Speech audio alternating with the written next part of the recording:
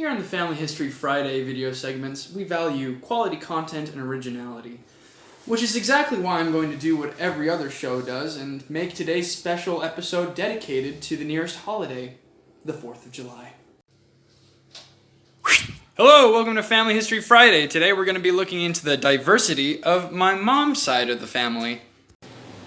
It's pretty clear from looking at the family tree that people come from all over the place. I've previously focused a little bit on Roger's mother and father, which is the Fender and Hertigan line. I'll probably do a little bit more on Hertigan in the future. However, looking at the difference between my grandmother's ancestry and my grandfather's is a lot older. Something interesting I found while looking at my American ancestry is that in the 1700s, or late 1700s, early 1800s, a lot of my grandfather's ancestry, they were still moving over to the United States. However, my grandmother's ancestry were pretty well established, particularly the family of this guy, Abner Gates Hathaway. My great-grandfather, Abner Gates Hathaway, his name is composed of, well, the first name, and then his middle name and last name are two surnames of his ancestry as well. And this ancestry, well, looking at it, goes back to the time of the dinosaurs, like it's colonial era. Through the 1700s, just a couple years after the Stone Age, I'd say that most of my American family have moved over to the United States. And somehow they all end up going to one place in the 1800s. Atlantis. No, it's Illinois.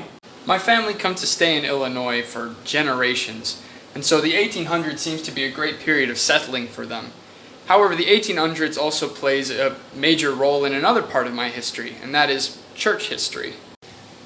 So during the early 1800s, the Church of Jesus Christ of Latter-day Saints is established, and after being chased out of Ohio, they established a city in Nauvoo, Illinois, along the banks of the Mississippi River. Nauvoo means beautiful in Hebrew, but as a kid I'd always mix it up with Naboo, as in the planet from Star Wars where they meet Jar Jar.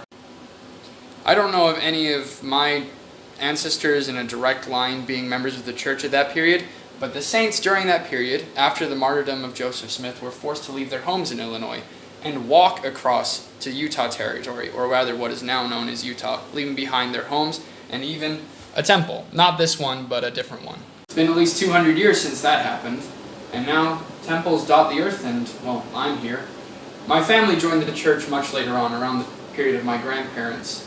And come to think of it, the earth changed a lot during their time as well. My grandparents would have lived to just see the back end of World War II. They would have seen the rise and fall of the Berlin Wall, Cold War, the eventual disintegration of the British Empire, all sorts of stuff.